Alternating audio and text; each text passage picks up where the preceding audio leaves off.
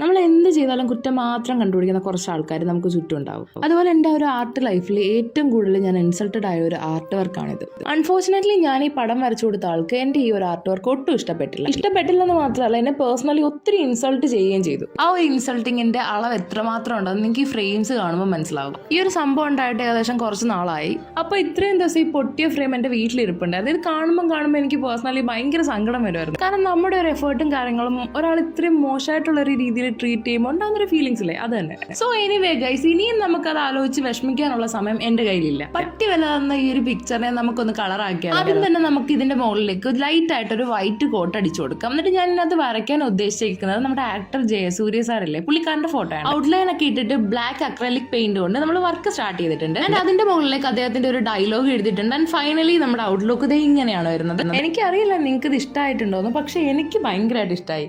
വേറെ എന്തൊക്കെ വന്നാലും ഞാൻ ഇതെന്നും സൂക്ഷിച്ചു വെച്ചേക്കും. കാരണം അദ്ദേഹത്തിന്റെ ഒരു സിനിമയിൽ പറയുന്ന പോലെ ഈ ഇൻസൾട്ട് എനിക്ക് എന്നും ഒരു ഇൻവെസ്റ്റ്മെന്റ് ആയിരിക്കും. അപ്പൊ അത്രേ ഉള്ളൂ. ടാറ്റാ ഉമ്മ.